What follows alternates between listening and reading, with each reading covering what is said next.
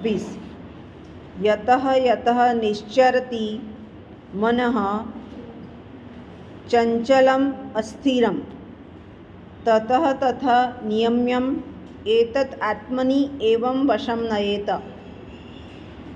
मननी बात करी छे। छठ्ठा अध्याय में ध्यान योग, आत्मसंयम योग। ध्यान क्यारे थाय? मन ने जुओ त्यारे। संयम क्यारे थाय? मन ने जुओ त्यारे। भगवद गीताનું એક બહુ સરસ વાક્ય છે, મનઃ એવ કારણમ। બધા જ કારણો મનમાંથી જ થાય છે।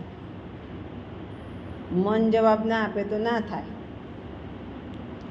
હવે શું કહે છે? તો કે આ મન કેવું છે? સ્થિર નથી રહેતું, ચંચળ છે। ચંચળ એટલે કૂદાકૂદ કરે અને સંસારના જુદા જુદા વિષયોમાં વિચરે છે। કોલેજ આવીએ તો કે ના તૈયાર થઈને જવું છે, જઈએ તો કે મારે વ્યવસ્થિત બધું લઈ જવું છે, પાણીપુરી ખાવા જવું છે, ક્લાસમાંથી ભાગી જવું છે, ક્લાસ ભરવો છે, આ બધું મન કહે છે।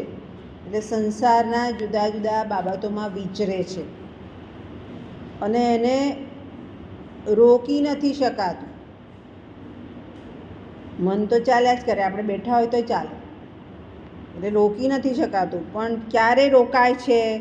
તો એને અહીંયા કેવું છે કે ભગવદ્ ગીતા ક્યારે આપણને એમ નથી કહેતી કે સંન્યાસી બની જાઓ, કામથી દૂર જતા દો, ભગવાન ભગવાન ભગવાન ભગવાન ભગવાન કરવા માંડો, એવું નહીં। તમારું કામ કરો એમ કહે છે। તો પરમાત્મામાં એટલે કે તમને એ ભણવા મોકલ્યા છે, ભણો, વાંચવા મોકલ્યા છે, વાંચો, પરીક્ષામાં પાસ થવા મોકલ્યા છે, પાસ થાવ। એટલે પરમાત્માનું તમારું ક્યાં આવે? 8 થી 1 પરમાત્મા ભણવામાં।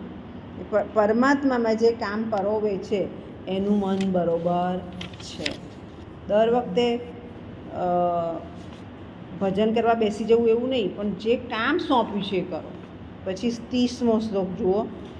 યમામ પશ્યતિ સર્વત્ર સર્વમ ચ મયી પશ્યતિ તસ્ય અહમ ન પ્રણશ્યામિ સ ચ મે પ્રણશ્યતિ। જે બધી જ બાબતોમાં, જે બધા જ જીવમાં મને જુએ છે, જે મને વ્યાપેલો જુએ છે, ઈશ્વરને, તે બધા જ જીવ માત્રમાં અંતર્ગત છે। આત્મા પરમાત્મા એક છે એમ વાત કહે છે। અને પરમાત્માનું સ્વરૂપ કેવું છે? તો એ અદૃશ્ય નથી, આપણી સાથે જ છે। અને એ અદૃશ્ય નથી પણ આપણી સાથે છે, એટલે આપણે અનુભવવું પડે છે। એટલે એમ કે આત્માની સાથે પરમાત્મા જોડાયેલો જ છે। ત્યાર પછી 31મો જુઓ। સર્વભૂત સ્થિતમ યહ મામ ભજતી એકત્વમ આસિત્તઃ સર્વથા વર્તમાન અપી સ યોગી મયી વર્તતે। જે માણસ એકાત્મ ભાવ સાથે સ્થિર થઈ દરેક જીવ માત્રમાં આત્મા રૂપે પરમાત્માને પૂજે છે, એ કેવો છે? તો મારામાં રહીને જ કામ કરે છે। આપણે નથી કહેતા કે કોઈ નહીં જોતું, પણ ભગવાન તો જુએ છે। એટલે કહેવાનો અર્થ એ છે કે આત્માનું કામ કેવું હોય જોઈએ? પરમાત્મા સાથે સંકળાઈને। અને પરમાત્મા કેવો છે?